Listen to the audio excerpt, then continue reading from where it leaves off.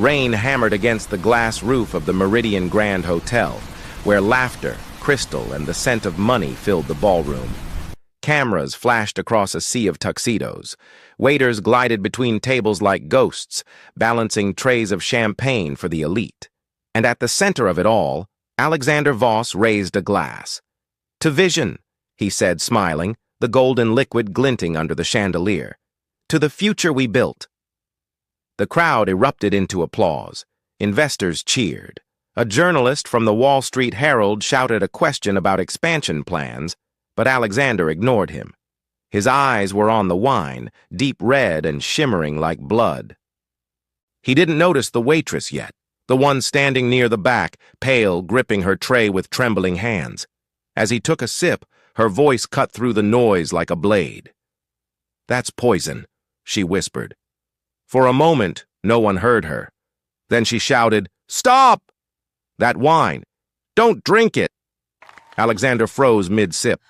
The glass slipped from his fingers and shattered against the marble floor, red liquid spreading like a wound.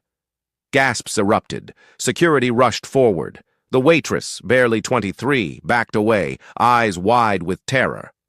"What did you say?" one of the guards barked, grabbing her wrist. She stammered, It's poisoned." Someone switched the bottles. Alexander's chest tightened. The world tilted. His knees buckled, and he went down hard, knocking over a chair as the room erupted into chaos. People screamed, phones flashed, someone yelled for a doctor. The waitress's tray clattered to the ground as she knelt beside him. "Sir, don't move." "Please, don't move." He couldn't. The pain seared through him like fire. He could taste metal now. His vision blurred.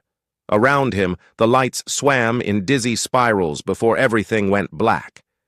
When Alexander woke, the world was white, cold, sterile, and humming. A hospital room.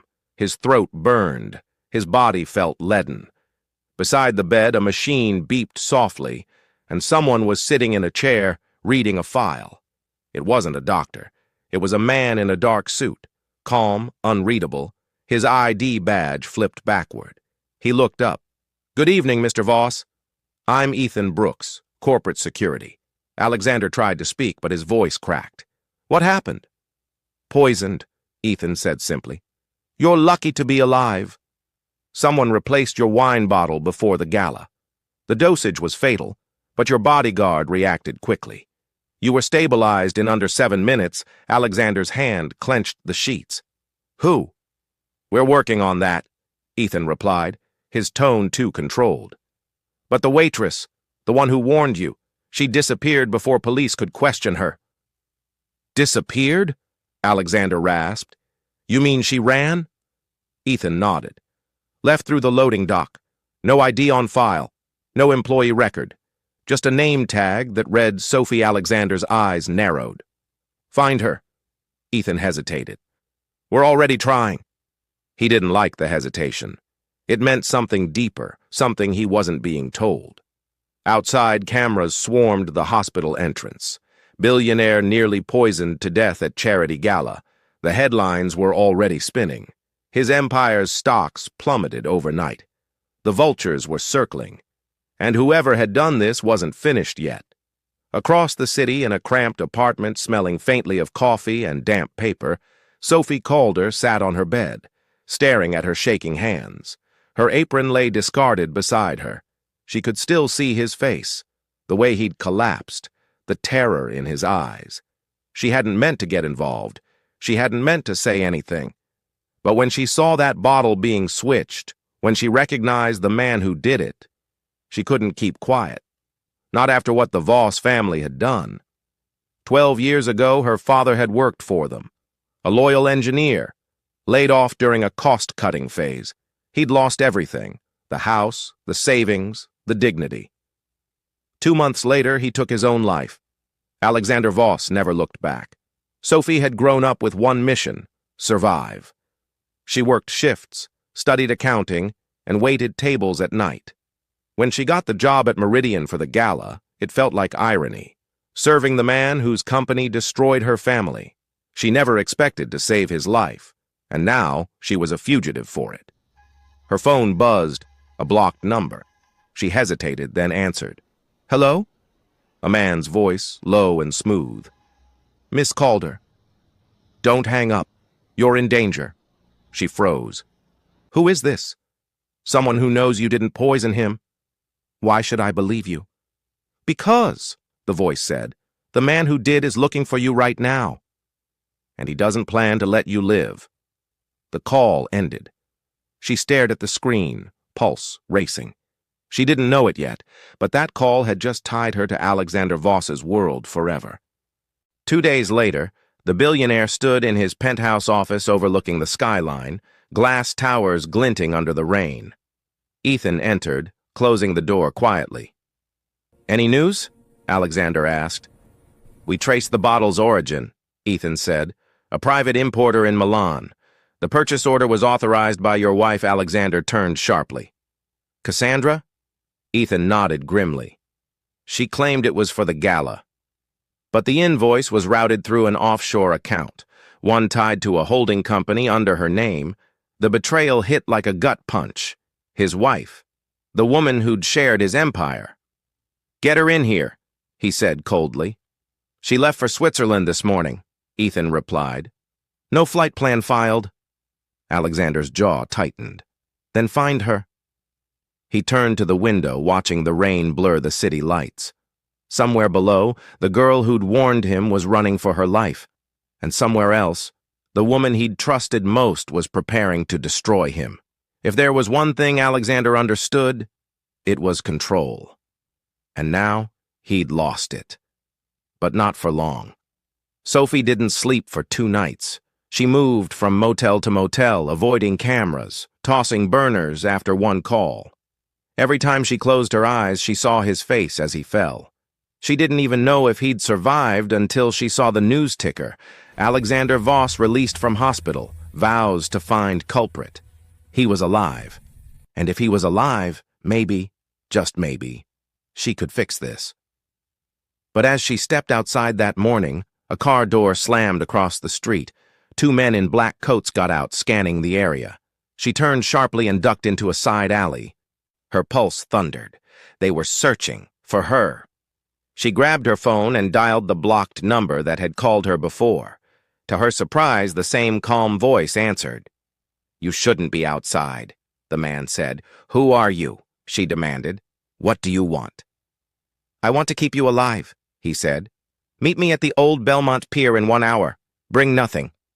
Before she could protest, he hung up. Sophie hesitated, but something in his tone, controlled, deliberate, made her trust him more than the silence closing in behind her. She went. The pier was empty except for a black car parked near the edge. The man who stepped out wasn't what she expected. Late 30s, clean cut, eyes sharp as glass. He looked more like a detective than a criminal. "I'm Ethan Brooks," he said, "head of security for Voss Global." Her heart sank. "You work for him." "I also saved your life," he said calmly. "Those men following you, they're not ours. They're the ones who tried to finish what they started." Sophie swallowed hard. "Why are you helping me?" "Because Mr. Voss believes you saw something that night," Ethan said. "Something no one else did." She folded her arms. "You mean the person who poisoned him?" He nodded. "We need you to come in. Talk to him. Tell him what you saw." She laughed bitterly. "You think I want to help that man? He destroyed my family." Ethan didn't flinch. "Then this is your chance to face him." The rain picked up again, cold and relentless. Sophie stared at the horizon, then back at him. "Fine. But if this is a trap..." "It's not," Ethan said, "and you'll see why soon enough." They drove in silence toward the glass tower piercing the clouds above Manhattan. Inside, power waited, broken, desperate, and about to collide with the girl who once wanted revenge. If you're still watching, you can already feel the tension building. Don't forget to like, comment, and subscribe, because this story's just getting started, and the secrets ahead will change everything. The elevator ride to the top of Voss Tower was silent except for the faint hum of machinery and the rain tapping against the steel.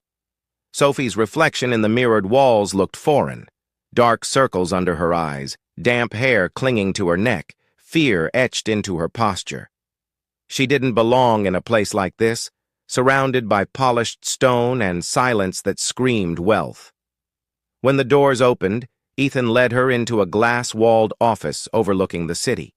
Alexander Voss was there, standing by the window, pale but upright, a man who'd wrestled death and refused to let it win.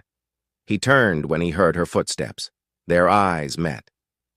"You're the waitress," he said. His voice was rough but steady.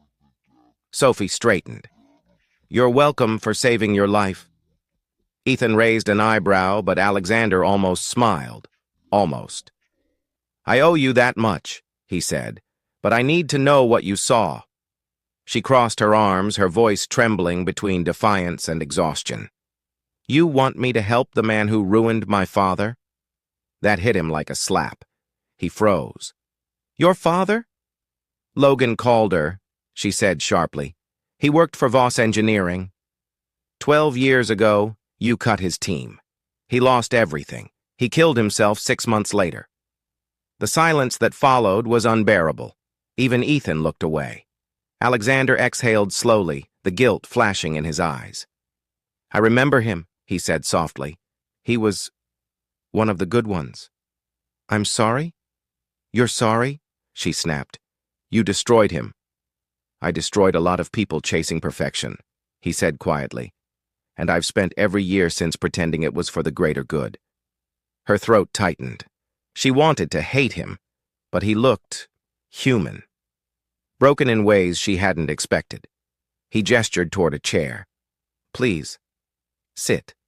Tell me what you saw." She hesitated, then sat. "The bottle wasn't the one that was supposed to be served. I saw one of the event managers, tall, gray suit, expensive watch, swap it behind the bar 10 minutes before the toast. When I went back to check, the original was gone. I didn't think anything of it until I saw him talking to your wife." Alexander stiffened. "Cassandra?" "Yes." She told him something, and then she left through the side hallway. He followed a minute later. Ethan glanced at Alexander. "That lines up with the footage we pulled. We have her on camera leaving early." Alexander's jaw clenched. "Richard Hale, my COO. He was running the event's logistics." "That's him," Sophie said. "I'd know his face anywhere." Ethan leaned forward. "We can build a case around that. I can get proof." Alexander nodded, then looked back at Sophie. "You've just stepped into something far more dangerous than you realize." "I already realized it," she said. "Someone tried to kill you, and now they want me gone too." He studied her, eyes sharp. "Then we protect you." "I don't need your protection," she said quickly. He smiled faintly. "Everyone does at some point." Ethan handed her a new phone. "This is secure. Don't use your old one again. We'll move you to a safe location until we clean this up." Sophie hesitated, her pride clashing with the fear clawing in her chest. "I'll stay until we find proof. After that, I'm done." Alexander nodded. "Fair enough." As she left the office, Ethan lingered behind. "You think you can trust her?" Alexander stared out at the storm outside. "Trust? Number. But she has nothing left to lose, and people with nothing left to lose are the most dangerous allies you can have." That night, Sophie sat in a suite she didn't belong in. The city lights stretched like fire beneath the rain, but all she could think about was the man in that office, the billionaire who seemed both ruthless and haunted. On the coffee table lay her father's old notebook, the last thing she had of him. She opened it to a page filled with sketches of circuits, equations, and the words, "Someday, someone will make this right." She whispered to the empty room, "Maybe that someone is me." Her phone buzzed, a text from Ethan. "Tomorrow, 8 a.m. Security briefing. Don't leave the suite." She put the phone down and tried to sleep, but dreams of poisoned glasses and dead fathers kept her awake. The next morning, Alexander stood in the boardroom facing the 12 members of his executive committee. His voice was measured, but steel laced every word. "There was an attempt on my life," he said, "and someone in this room orchestrated it." A murmur rippled through the room. Cassandra's chair was empty. Richard Hale sat perfectly still, a polite smirk flickering on his lips. "Mr. Hale," Alexander said, his gaze locked on him. "You handled the wine imports for the gala, correct?" "Yes," Richard replied smoothly. "Standard procurement." "Is there a problem?" Alexander slid a file across the table. "Invoices from Milan. Paid through a Cayman account connected to a company owned by my wife and managed by you." The room went silent. Richard chuckled softly. "You think I'd poison you?" "Don't insult me. I think you underestimated me," Alexander said. Before Richard could reply, Ethan stepped into the room holding a tablet. "We've confirmed the bottle swap on camera. You're in frame, and the same day your offshore account received a 7-figure transfer." Richard's jaw tightened. "This is absurd." "Then prove it," Alexander said. "Bring me Cassandra."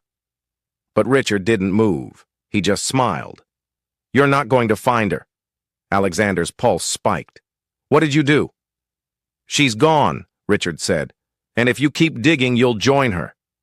Two guards moved forward, but Richard only laughed as they grabbed his arms. "You think you built this empire?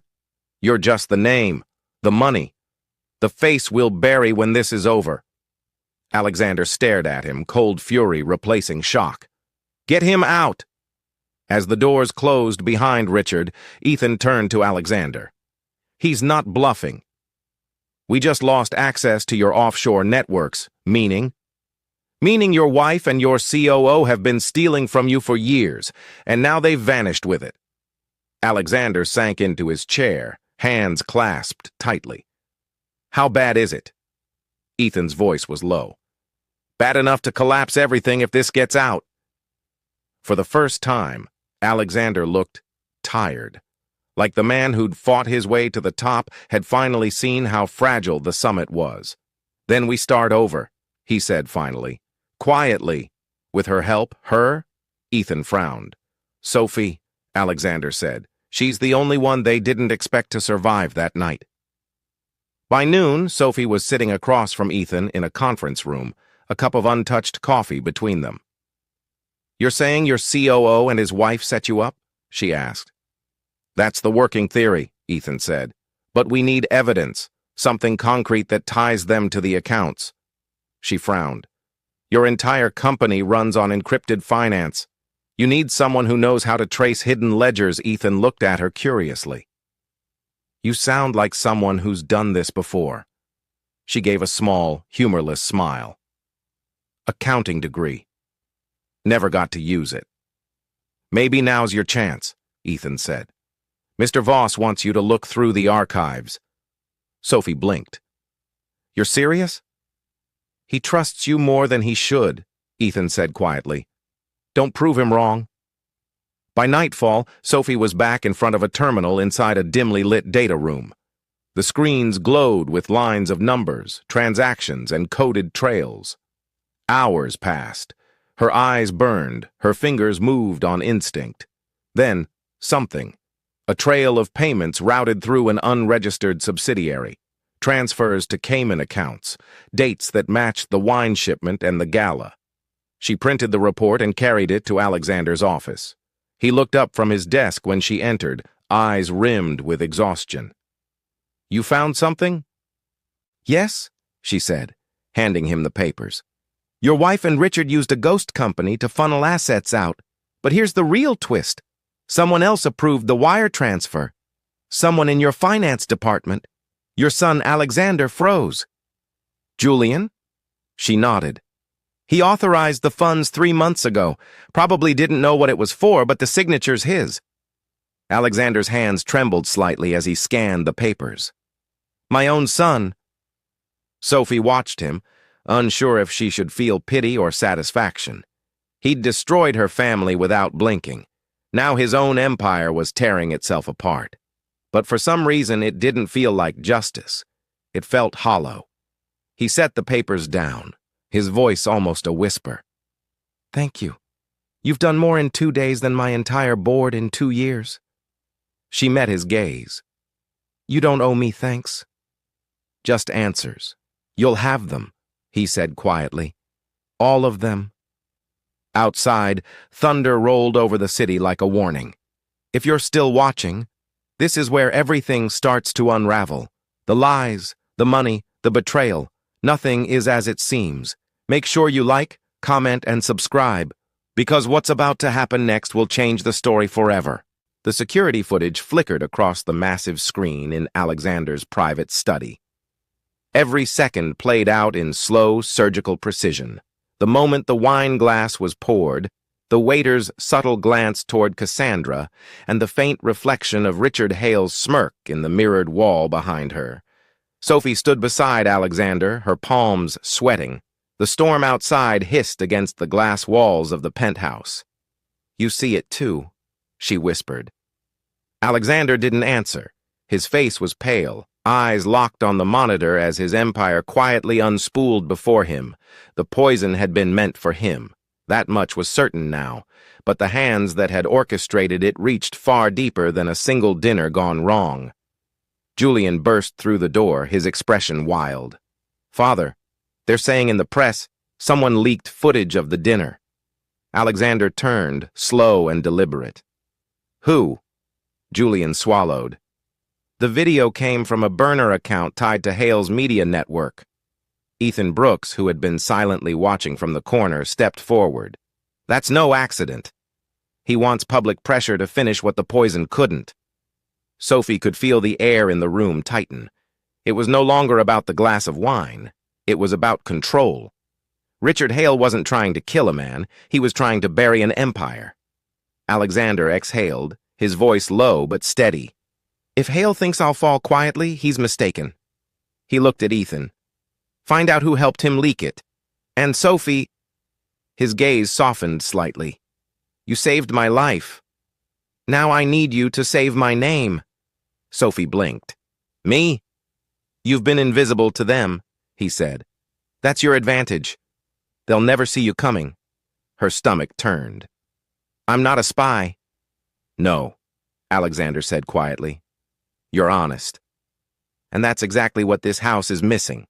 Ethan shot her a glance that said, "He's right." For the next 48 hours, chaos consumed the Voss empire. Reporters swarmed the front gates. Investors panicked. Cassandra, perfectly composed in every public appearance, played the grieving wife. She'd turned the narrative masterfully. The poisoned drink, the mental instability of the waitress, the loving family under siege. Sophie watched the coverage from the small monitor in Ethan's temporary office.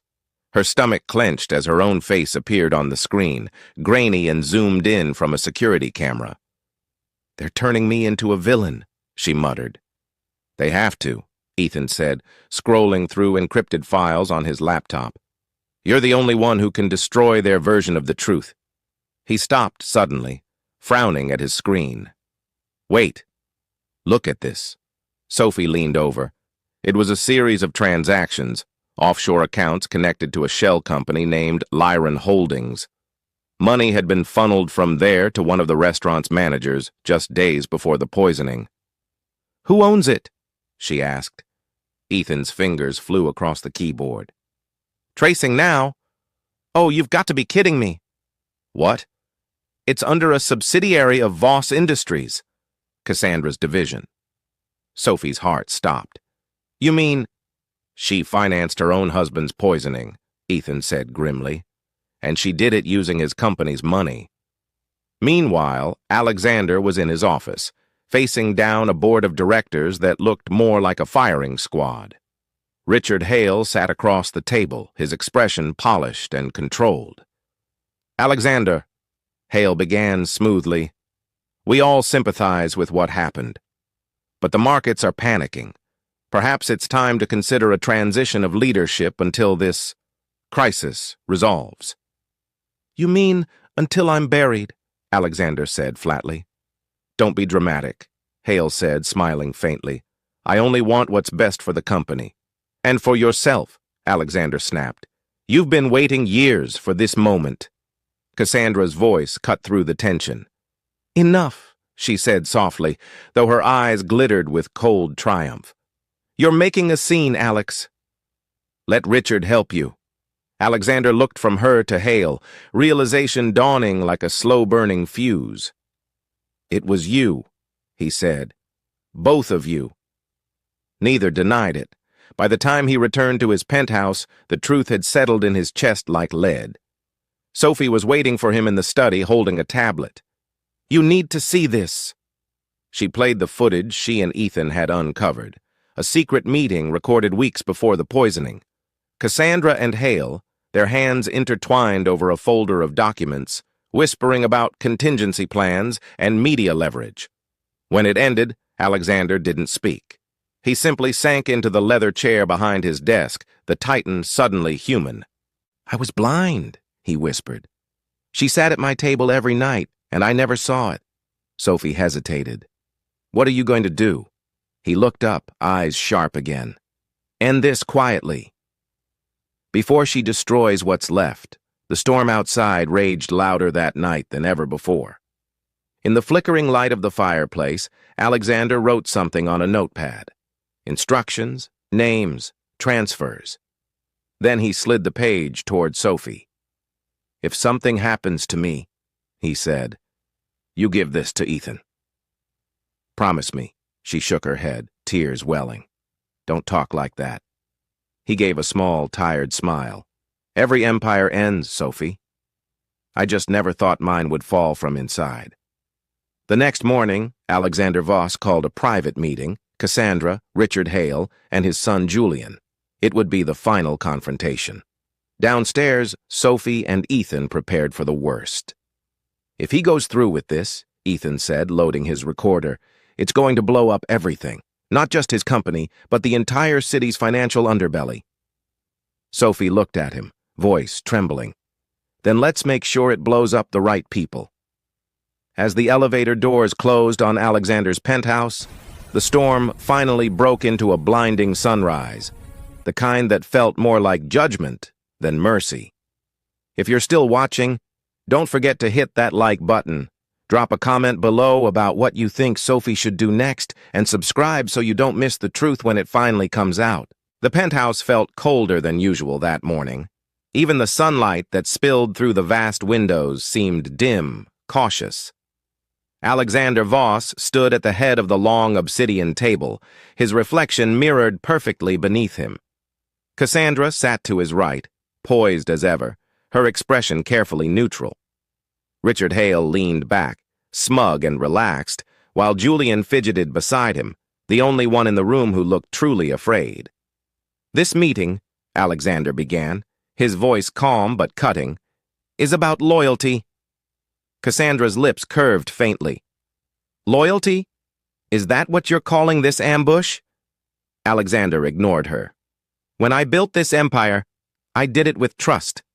Every contract, every merger, every handshake meant something, and now that trust is the only thing I can't seem to buy back." Richard smirked.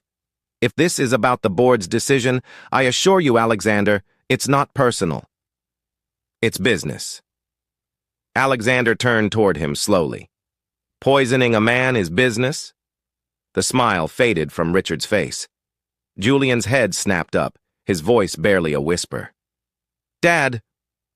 Alexander slammed a folder onto the table. The sound echoed through the room like a gunshot. "That's the offshore trail, Richard. The payments, the shell companies, the meetings. You and Cassandra plotted this together." Cassandra laughed, but it was thin, brittle. "You're losing it, Alex. You'll believe anything that desperate little waitress feeds you."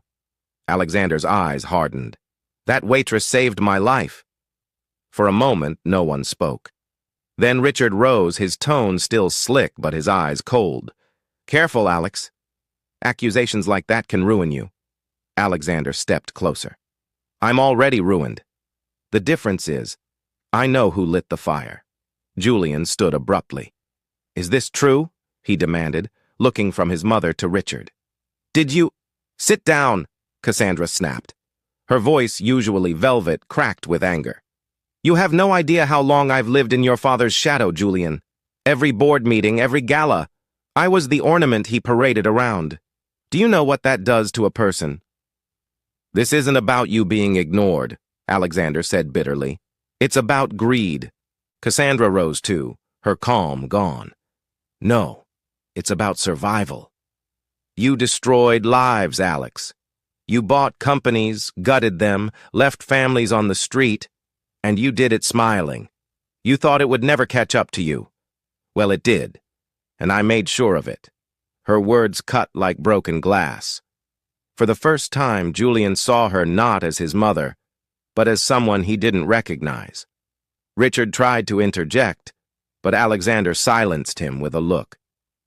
You were my friend, he said quietly. I trusted you more than anyone. Your mistake, Richard said, voice dripping with contempt. You built a world on arrogance. Someone had to end it. In that moment, Sophie entered the room. She hadn't meant to, but she couldn't stay outside listening anymore. The argument had turned into something dangerous.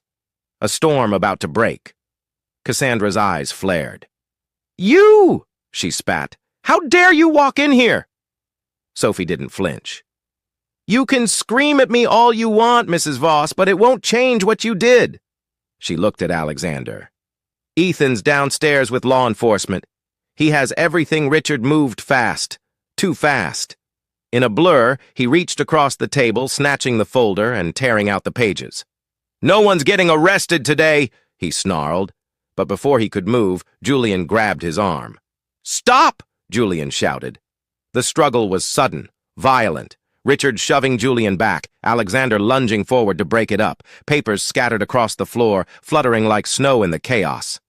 Then came the sound, a sharp, metallic click. Cassandra was holding a small pistol, her hands shaking but her aim steady. Enough! She screamed. No one leaves until I say so. Sophie froze. You don't want to do this. Don't tell me what I want. Cassandra's voice was wild now, splintering under years of bitterness.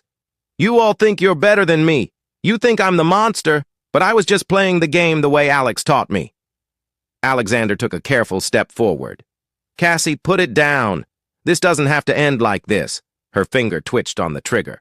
Oh, it ended years ago, Alex, the moment you stopped seeing me. Julian moved then, slow, deliberate. Mom, he said softly, please, don't do this. Something in his tone broke through her frenzy. The gun wavered, her eyes filled with tears. But before anyone could breathe relief, Richard made his move. He lunged for the weapon. There was a struggle, a shout, and then a deafening gunshot. Silence. For a heartbeat, no one moved. Then Cassandra collapsed, the gun clattering beside her. Blood spread across the marble floor in a slow crimson bloom. Julian fell to his knees, trembling. Mom! No, no, no! Sophie rushed to call emergency services, her fingers fumbling over the screen. Alexander stood frozen, staring down at Cassandra's still form, the woman who had shared his bed, his fortune, his years.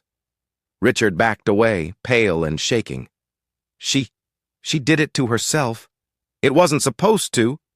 Don't, Alexander said coldly. His voice was a blade. Don't you dare speak.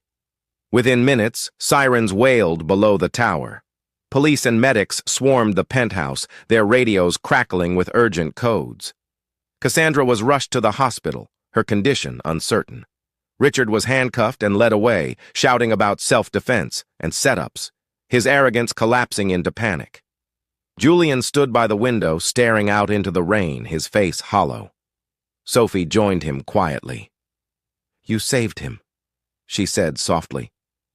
Julian shook his head. No. I just watched everything I believed in. Alexander emerged from the chaos, his composure cracked but not broken. Ethan's at the precinct, he said. They have everything they need to charge Hale and his associates. Sophie nodded, her voice trembling. What about Cassandra? Alexander looked away. If she lives, she'll answer for what she's done. If she doesn't... He stopped, unable to finish. The following days blurred together. The news networks exploded with headlines. Billionaire betrayal, empire poisoned from within, the fall of Alexander Voss. The footage Ethan released painted the full picture. Richard's plot, Cassandra's involvement, the cover-up. Sophie became the quiet hero in the story. The media called her the waitress who saved a billionaire's life. But fame brought little comfort.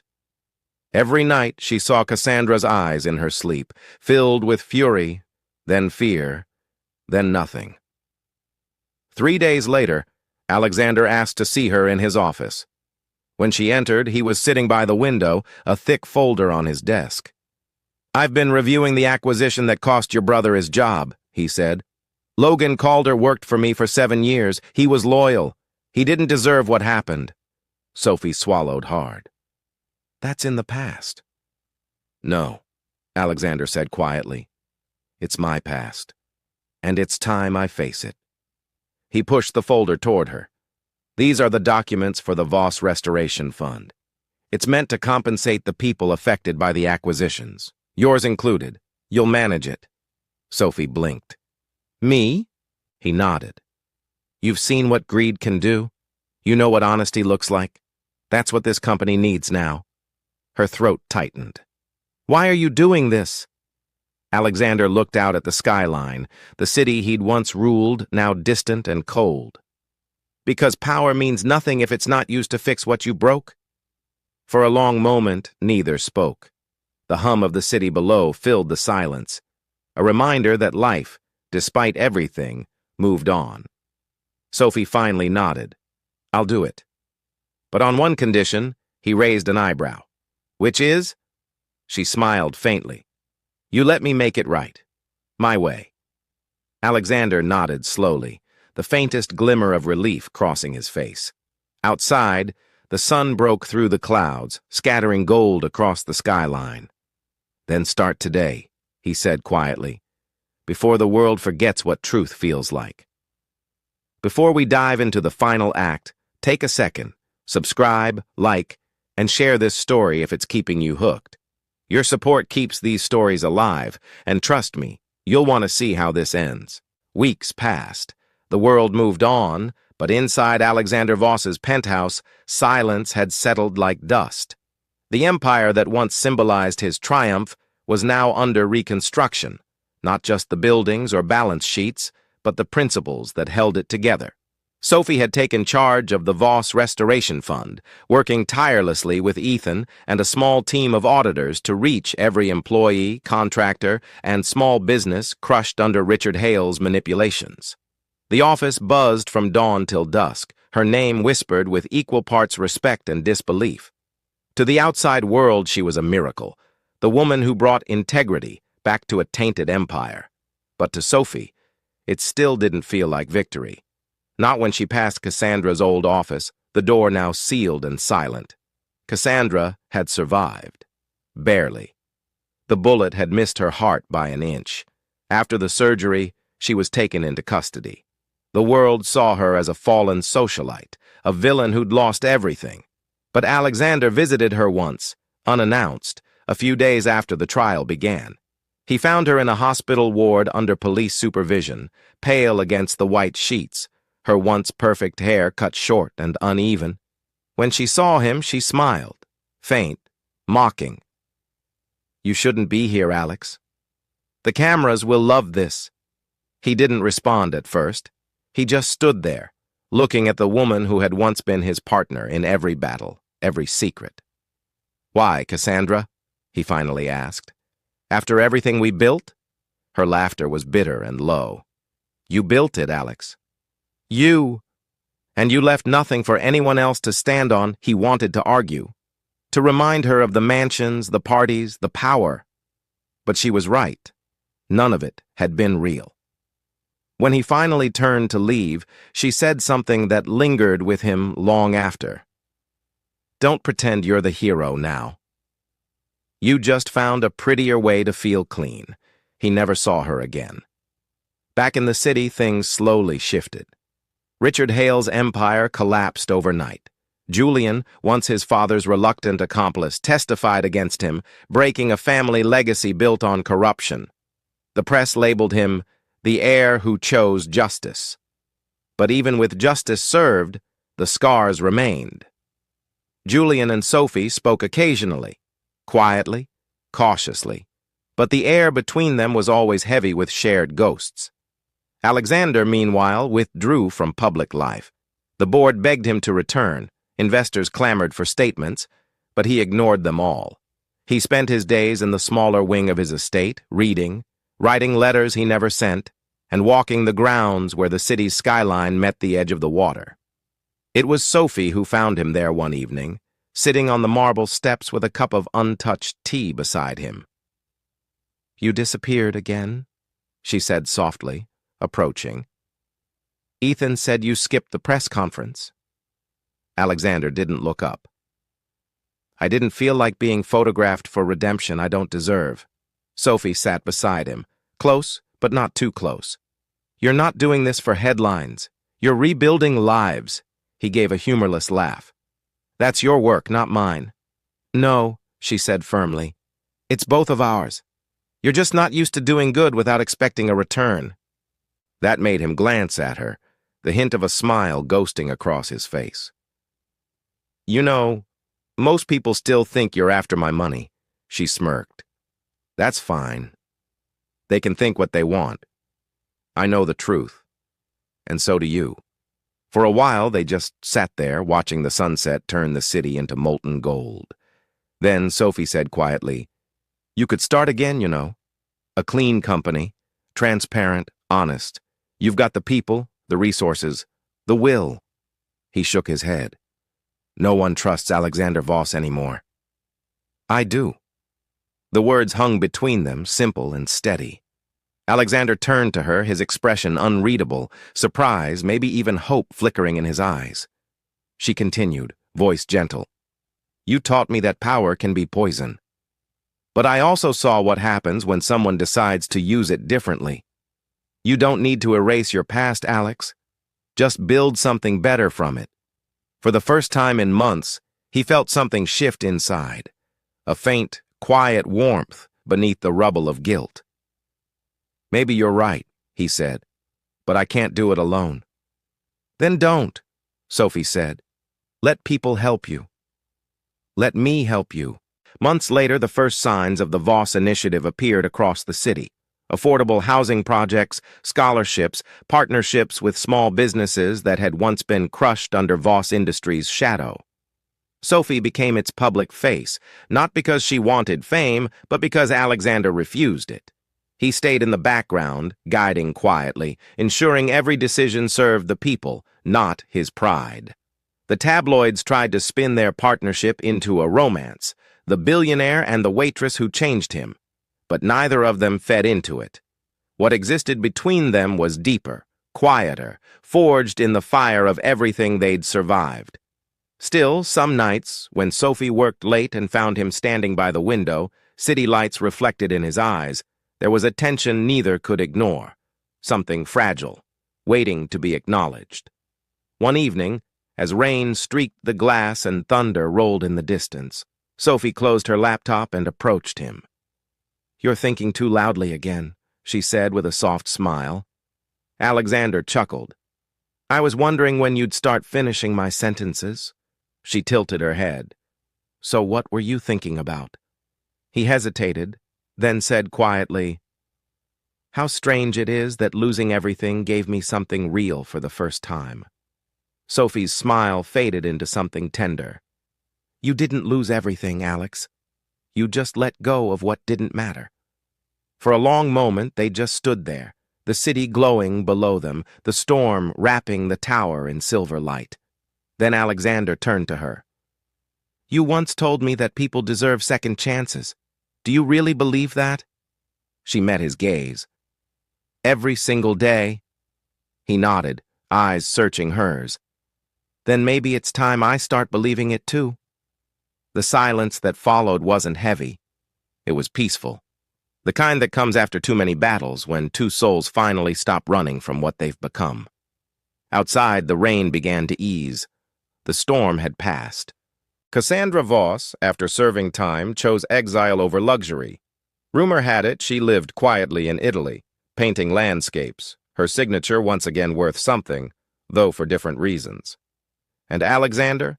He remained where he'd always been, at the edge of power and redemption.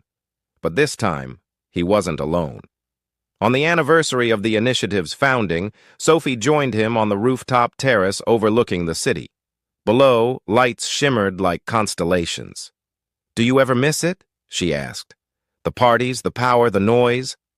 Alexander smiled faintly. "Sometimes. But then I remember what it cost." She nodded. "And was it worth it?" He looked at her, really looked at her. And for the first time in years, his answer came without hesitation. "It is now."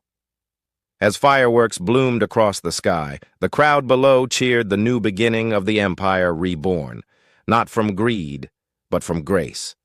And for once, Alexander Voss didn't watch from the shadows. He stood beside Sophie Calder, hand brushing hers, eyes lifted toward the light. If that ending hits you right in the chest, don't just scroll away. Like this video. Subscribe for more stories that will keep you on the edge of your seat, and comment below what lesson you're taking from Alexander and Sophie's journey. Until next time, stay curious, stay kind, and keep watching.